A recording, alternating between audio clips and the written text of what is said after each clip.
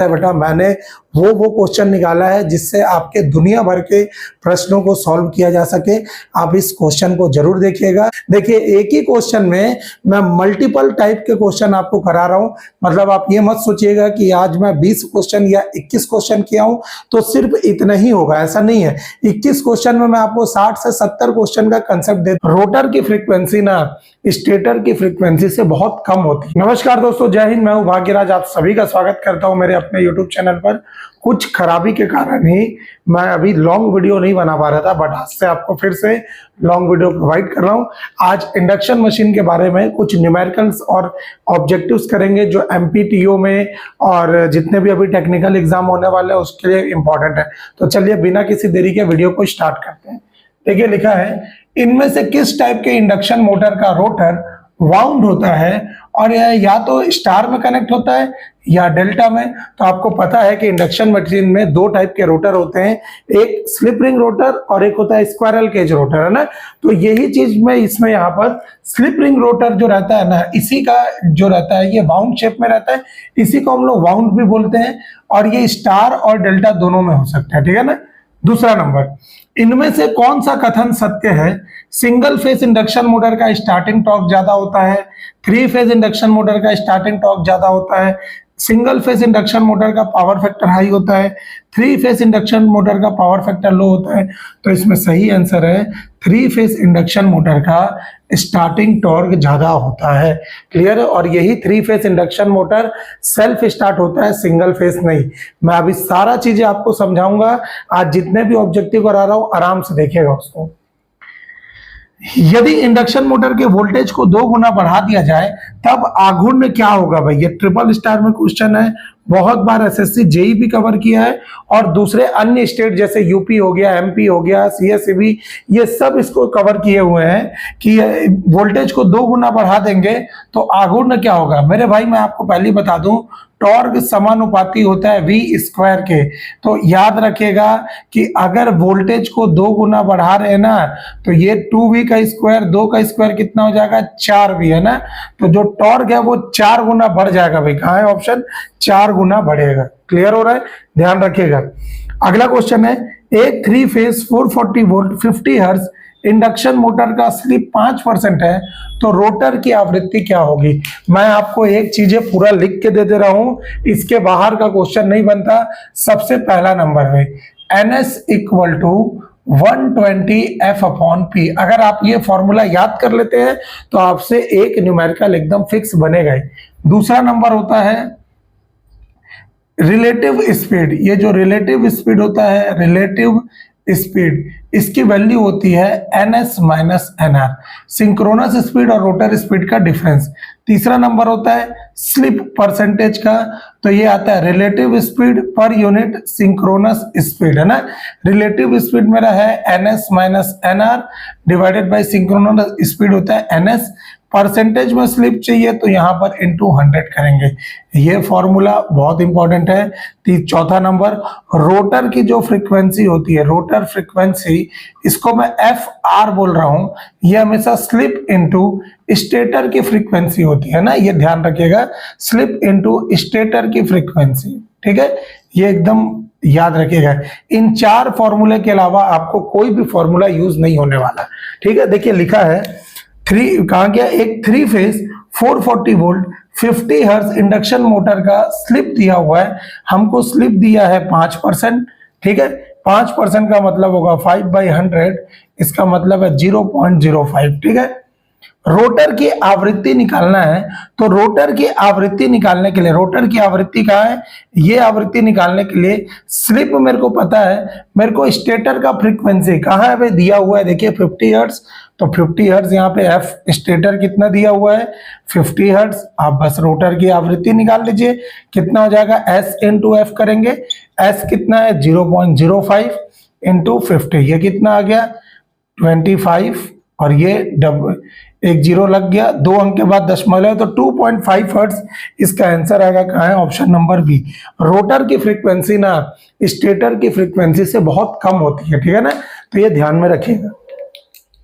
फिर बोल रहा है एक 3 पोल इंडक्शन मोटर 50 हर्ट्ज आवृत्ति पर कार्य करता है।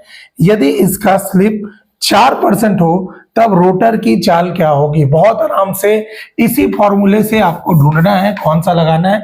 हमको क्या क्या दिया है, हमको दिया है, कहा गया, स्लिप दिया है 4% बोला है, और क्या क्या बोल रहा है 50 हर्ट्ज, कहा गया 50 हर्ट्ज बोला है, एफ बराबर 50 हर्ट्ज मतलब स्टेटर की आवृत्ति बोला है, और इसका मेरे को रोटर की स्पीड बताना है, एनआर बताना है ना। तो ऐसा कौन सा फॉर्मूला है जिसमें स्टेटर की भी फ्रीक्वेंसी है, रोटर का भी स्पीड है और स्लिप भी है, तो आप बोलेंगे भाई ये वाला स्लिप का ही फॉर्मूला ये। तो यहां पर रखेंगे स्लिप परसेंटेज में कितना दिया है 4%।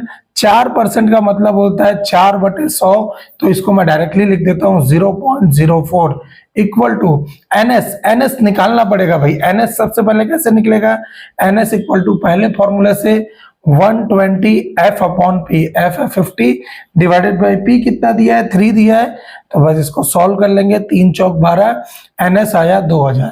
क्लियर है, तो ये एनएस आया। अब यहां मान रख देंगे 0.04 इक्वल टू एनएस आया 2000 माइनस एनआर डिवाइडेड बाई 2000। आप इसको सॉल्व करेंगे तो कितना आएगा, ये 0.04 into 2000 equal to 2000 minus NR, NR को इधर ले आइए, ये कितना हो जाएगा 4 दूनी 8, ठीक है, पहले तो 2000 इधर ला लीजिए, 2000 ये माइनस हो जाएगा, इस साइड पूरा टर्म जाएगा, 4 दूनी 8, कितना जीरो है 1 2 3, तो 1 2 3 जीरो लगा दिए, और कितने अंक के बाद दशमलव है 2, तो 2 अंक के बाद लगा दिए।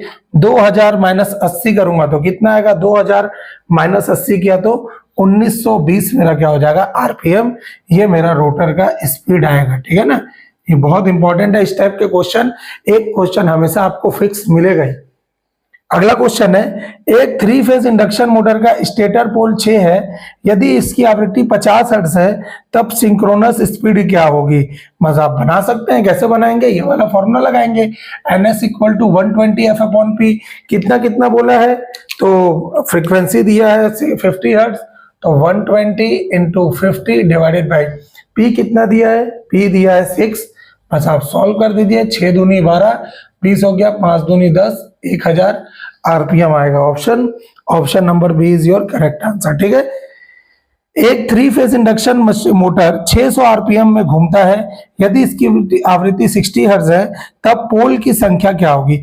600 आरपीएम में घूम रहा है भाई, ध्यान रखिएगा, मतलब अब यहां पर स्पीड आपको क्या दे दिया है, स्पीड दे दिया है 600 RPM equal to 120 F, F कितना बोला है, कहा गया, एफ बोला है 60 हर्ट्ज, तो आपको पोल की संख्या बताना है, तो यहां से कितना हो जाएगा, P बराबर 120 इंटू 60 डिवाइडेड बाई 600, 0 से 0, 0 से 0 कट गया, 6 से 6 कट गया, कितना आ गया, पोल 12, तो option number D is your correct answer. इसी इंडक्शन मशीन में स्टेटर के द्वारा प्रोड्यूस होने वाला मैग्नेटिक फील्ड किस स्पीड से घूमता है। तो मैं आपको बता दूं बेटा, ये मान लो कोई इंडक्शन मशीन है, अगर हम स्टेटर में कोई सप्लाई देते हैं ना, 3 फेज एसी सप्लाई देते हैं, तो यहां पर क्या हो जाता है, एक रोटेटिंग मैग्नेटिक फील्ड जनरेट हो जाता है, इसको बोलते हैं रोटेटिंग मैग्नेटिक फील्ड।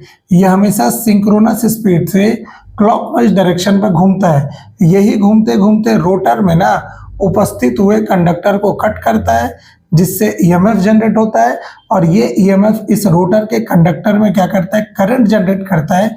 इस करंट के कारण रोटर में एक मैग्नेटिक फील्ड, जिसको बोल रहे हैं सेल्फ मैग्नेटिक फील्ड, वो प्रोड्यूस होता है, जो कि सिंक्रोनस स्पीड के अपोजिट डायरेक्शन में घूमता है।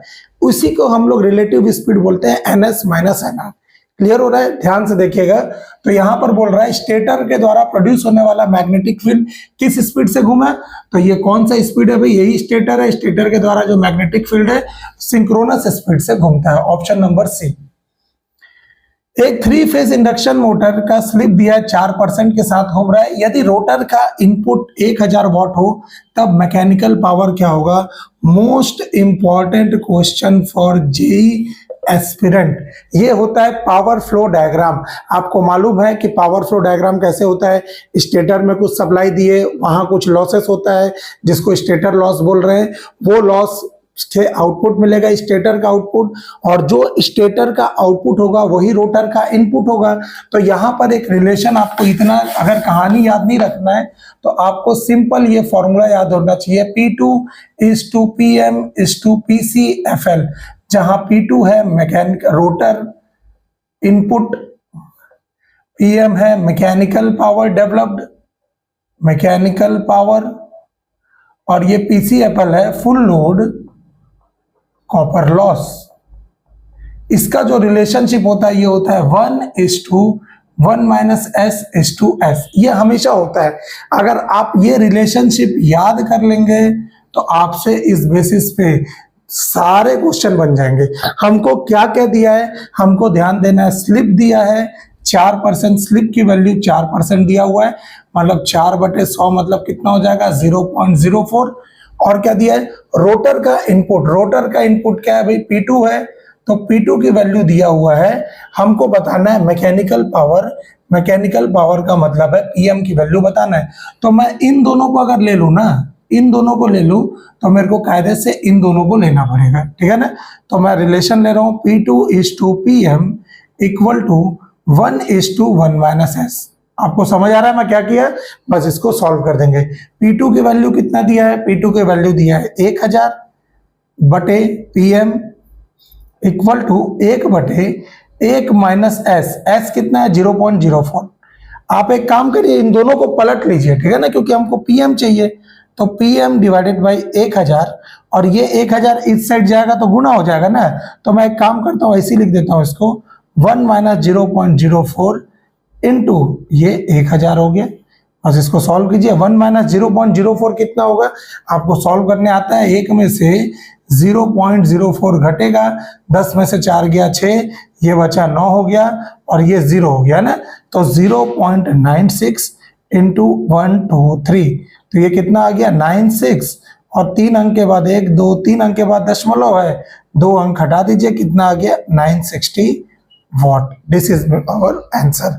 कौन सा आंसर होगा, 960 watt, option number A. Heavy load के लिए टॉर्क तथा स्लिप के बीच रिलेशन होगा। क्या होता है हैवी लोड के लिए, तो हैवी लोड के लिए टॉर्क और स्लिप हमेशा, देखिए कभी भी टॉर्क स्लिप कैरेक्टरिस्टिक बनता है ना, तो ये बनेगा।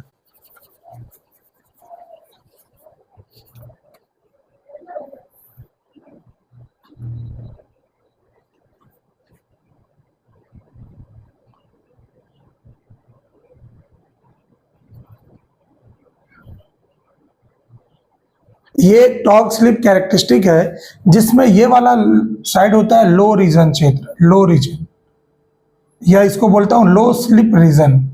ये वाला साइड होता है हाई स्लिप रीजन। ये कैरेक्टरिस्टिक भी अगर आप याद कर लेते हैं तो आपसे बहुत सारे क्वेश्चन बन जाएंगे। क्लियर हो रहा है, आपसे बहुत सारे क्वेश्चन बनेंगे। ये देखिएगा, ये जो जब स्लिप लो स्लिप रीजन में रहता है ना, ये वाला साइड होता है अनस्टेबल, ये वाला साइड होता है स्टेबल। तो हमेशा जब स्लिप लो रहता है ना, तो टॉर्क समानुपाती होता है एस के, लेकिन जब स्लिप हाई होता है ना, तो टॉर्क व्युत्क्रमानुपाती होता है 1/s के। तो ये वाला साइड हो जाता है हैवी ड्यूटी के लिए, ये वाला हो जाता है लाइट और मीडियम ड्यूटी के लिए। तो यहाँ पर क्या है, बोल रहा है हैवी लोड के लिए, तो हैवी लोड के लिए टॉर्क हमेशा क्या होता है 1/s के समानुपाती होगा। क्लियर है, एकदम अच्छे से याद कर लिए। चलिए अगला क्वेश्चन, क्या होगा जब किसी 3 फेज इंडक्शन मशीन का वोल्टेज और फ्रीक्वेंसी आधा कर दिया जाए। ये अभी एसएससी जेई के 2025 वाले पेपर में पूछा हुआ है, ठीक है ना। ये बहुत अच्छा क्वेश्चन है, ध्यान से देखिएगा। इसको मैं बिठा देता हूं, आशा करता हूं आपको समझ आ रहा होगा।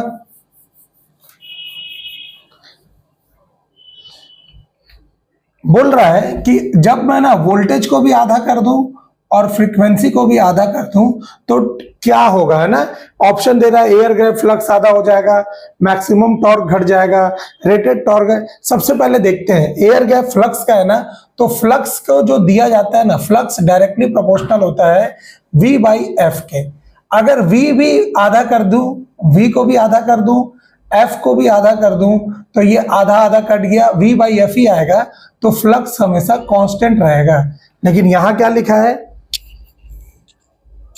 यहां क्या लिखा है कि जो एयर गैप फ्लक्स आधा हो जाएगा, मतलब ये स्टेटमेंट क्या हो गया, गलत हो गया। ठीक है, हमको बताना है सही वाला। अब दूसरा देखते हैं, मैक्सिमम टॉर्क घट जाएगा।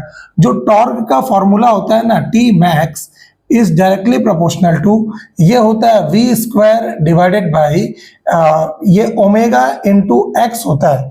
ठीक है ना, आपको मालूम होगा कि जो ओमेगा है वो एंगुलर फ्रीक्वेंसी होता है, ये होता है 2 पाई एफ, और जो x होता है ना ये होता है 2 पाई एफ एल, यही होता है। मतलब मैं बोल सकता हूं ओमेगा की जगह मैं f ले सकता हूं, यहां से अगर मैं बनाऊं तो t मैक्स एक समानुपाती हो जाएगा v स्क्वायर डिवाइडेड बाई ये जो ओमेगा है ना, ये जो ओमेगा है इसकी जगह मैं डायरेक्ट f लिख सकता हूं, इनटू ये जो x है ये भी तो f के समानुपाती है ना, तो ये x की जगह भी f ले सकता हूं। तो मेरा t मैक्स आ जाएगा v square divided by F square.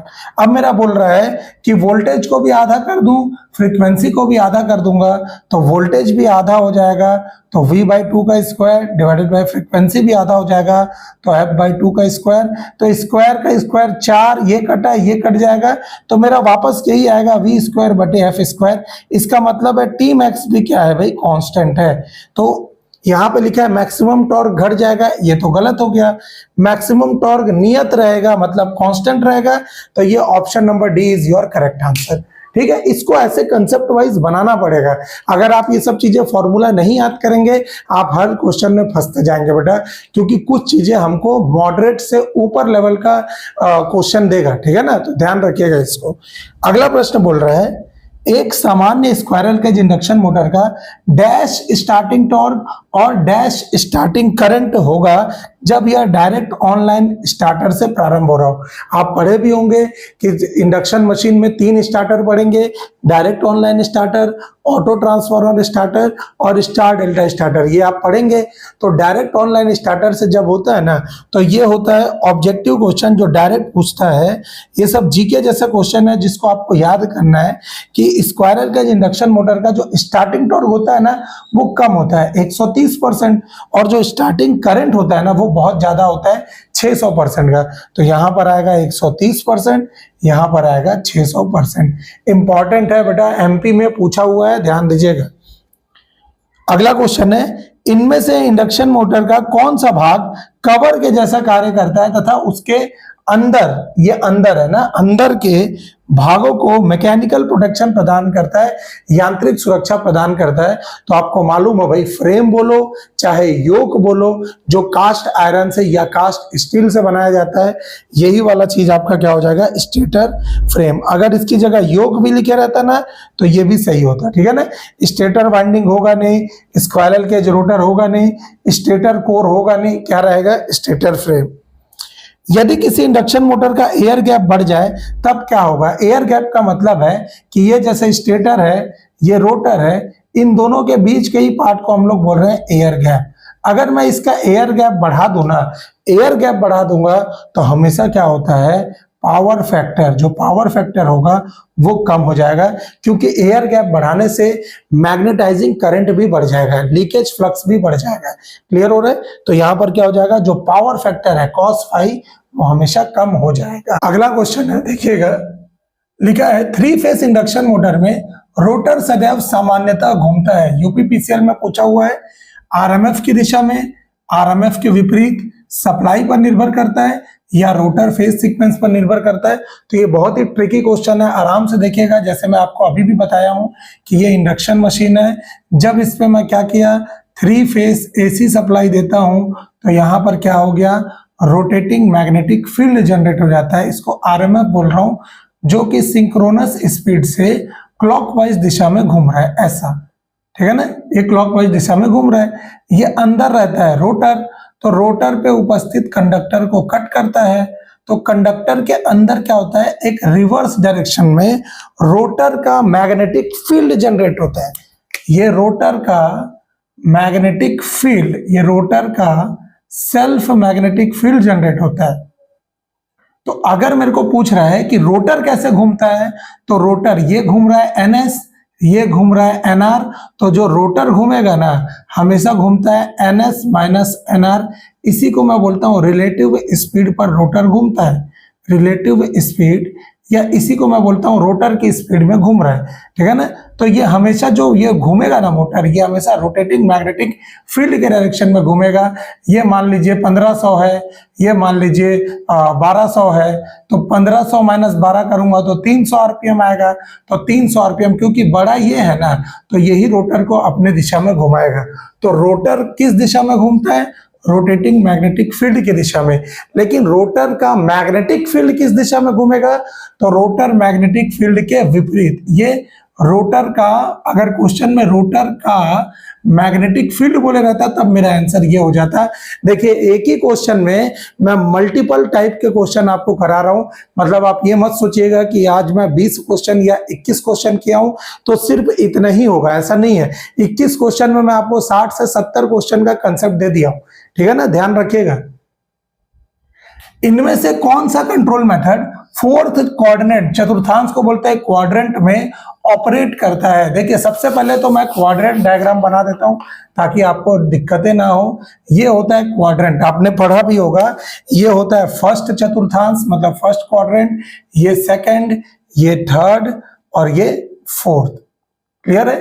तो ये क्वाड्रेंट है, इसको बोलते हैं, ये वाला फर्स्ट आता है मोटरिंग, मोटरिंग, ठीक है ना। ये होता है टॉर्क, ध्यान से देखिएगा, ये होता है टॉर्क, ठीक है, मोटरिंग।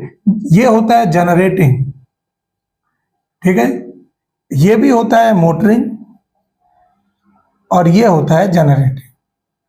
आप अभी टॉर्क को बस देखिए, इसको मत देखिए ये क्या, नहीं तो कंफ्यूज हो जाओगे। मैं सिर्फ टॉर्क का बता रहा हूं, ध्यान से देखना। जब ये फर्स्ट क्वाड्रेंट में रहता है ना तो मोटरिंग मोड में रहता है विथ फॉरवर्ड टॉर्क। टॉर्क हमेशा अग्रगामी होता है, ऊपर है मतलब फॉरवर्ड मतलब पॉजिटिव है। जनरेटिंग मोड में होगा तो ये हो जाता है generating mode with forward torque. ये भी ऊपर है तो टॉर्क के ऊपर है इसलिए फॉरवर्ड टॉर्क। क्लियर है? ये दोनों टॉर्क के ऊपर है, ऊपर है मतलब पॉजिटिव है, इसलिए दोनों फॉरवर्ड फॉरवर्ड है। फर्स्ट में मोटरिंग, सेकंड में जनरेटिंग। जैसे ही थर्ड में आता है ना तो थर्ड क्वाड्रेंट हमेशा मोटरिंग मोड का होता है विथ, अभी क्योंकि नीचे आ गया है ना तो ये हो जाएगा रिवर्स टॉर्क, ठीक है। ऐसे ये फोर्थ है तो जनरेटिंग है तो जनरेटिंग मोड क्योंकि टॉर्क के नीचे है इसलिए हो जाएगा विथ रिवर्स टॉर्क। तो आपको पूछ रहा है कौन सा, कि फोर्थ कौन सा बोल रहा है कि फोर्थ चतुर्थांश में कौन ऑपरेट करता है? तो इसका सबसे अच्छा आंसर है भाई वेरिएबल फ्रीक्वेंसी ड्राइव। इसको बोलते हैं वेरिएबल फ्रीक्वेंसी ड्राइव। ये हमेशा फोर्थ क्वाड्रेंट में काम करता है। एसएससी जेई का क्वेश्चन है ना। कौन से ईयर में आया है ये तो मेरे को ध्यान में नहीं आ रहा है, लेकिन ये एसएससी जेई का ही क्वेश्चन है क्योंकि उसी में ये सब क्वेश्चन पूछता है। क्लियर है? फोर्थ चतुर्थांश सदैव दर्शाता है। इसमें से फोर्थ चतुर्थांश क्या दर्शाएगा? 1 2 3 4। क्या चल रहा है? Generating mode with reverse torque. कहाँ है ऑप्शन?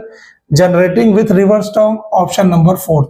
ठीक है, अगर आपको कुछ भी देगा फर्स्ट 2 3 4 तो आप बना सकते हैं। इसमें से एक क्वेश्चन एकदम फिक्स रहता है ऐसे में टाइप का क्वेश्चन पूछने का, और यही सब क्वेश्चन ना पेपर के लेवल को बढ़ा देता है। अगर इस टाइप का क्वेश्चन आ गया तो आपको फंसना नहीं है, बनाना है बेटा, ठीक है ना। चलिए अगला क्वेश्चन बोल रहा है एक 150 किलोवाट इलेक्ट्रिक मोटर की दक्षता 92% है। जब यह फुल लोड पर कार्य करता है तब इसका हानि लॉस क्या होगा मेरे को बताना है। यह भी एक बहुत शानदार क्वेश्चन आया है। चलिए इसको मिटा रहा हूं, देखिएगा बेटा। जब आप कभी भी बात करते हैं ना तो आपने हमेशा क्या हुआ, ध्यान से देखिएगा, जो दक्षता होती है ना ये हमेशा होती है output power divided by input power. ये होता ही है हमेशा दक्षता, ठीक है ना। ये output power upon input power. तो 150 किलोवाट इलेक्ट्रिक मोटर की दक्षता 92 है, मतलब ये 150 किलोवाट क्या होगा, तो ये जो 150 किलोवाट होगा ना ये हमारा आउटपुट पावर होगा। तो ये 150 kilowatt divided by input power बराबर एफिशिएंसी होगा। तो एफिशिएंसी निकाल लेंगे। एफिशिएंसी जब मेरे को इनपुट पावर निकालना है तो ये आ जाएगा 150 डिवाइडेड बाई, ये कितना हो जाएगा, इनपुट पावर हो जाएगा, ये इनपुट इधर जाएगा, एफिशिएंसी इधर आ जाएगा, 150 डिवाइडेड बाई 0.92, और ये समथिंग 92 है ना, ये कितने बार जाएगा, तो 163 अप्रोक्स में निकाल लेते हैं, 163 किलोवाट। ठीक है, ये इनपुट आया, इनपुट पावर आ गया आपका।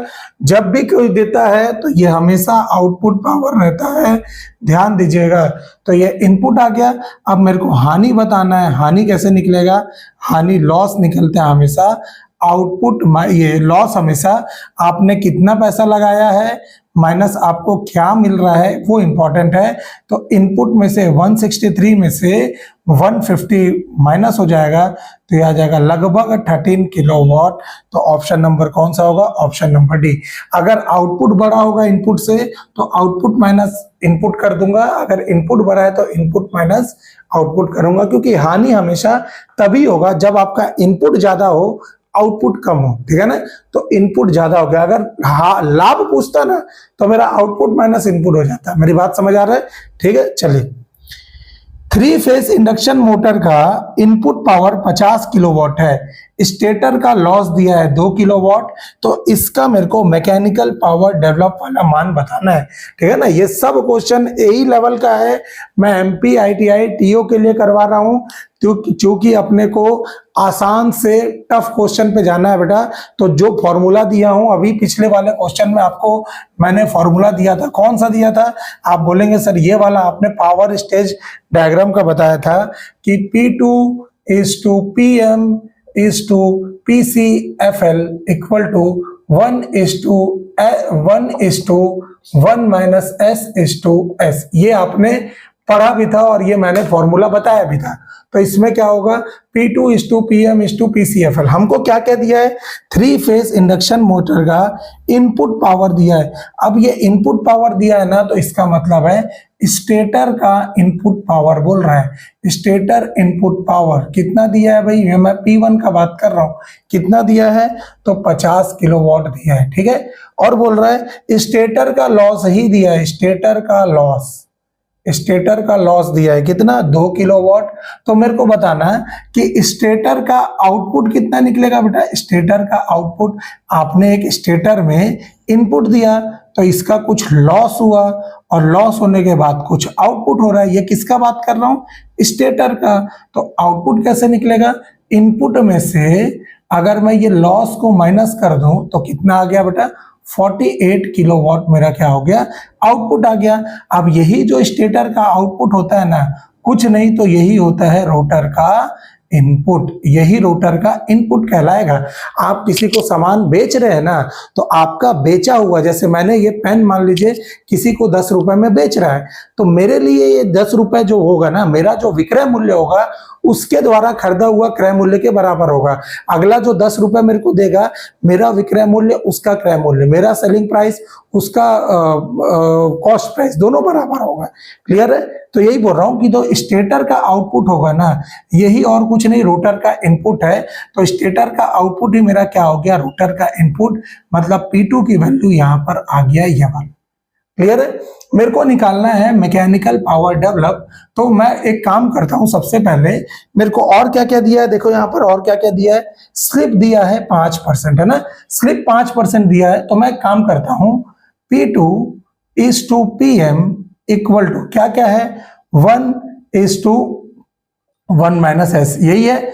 P2 divided by PM equal to 1/1 S, बस त्रिया गुणा कर लीजिए, PM equal to P2:1 S, बस आप सॉल्व करिए, आपका आंसर आ जाएगा। P2 कितना होगा, P2 होगा 48 इंटू 1 स्लिप कितना दिया है 5, तो 0.05।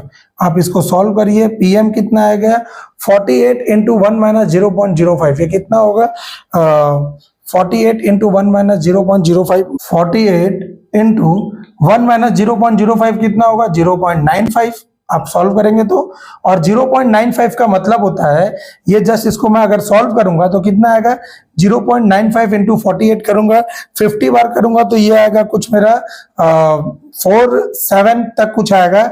इसको कुछ कम करूंगा तो मेरा आंसर आएगा 48 इंटू 0.95 करूंगा तो 45.6 किलोवाट, ये मेरा समथिंग कुछ आंसर आएगा। ठीक है ना।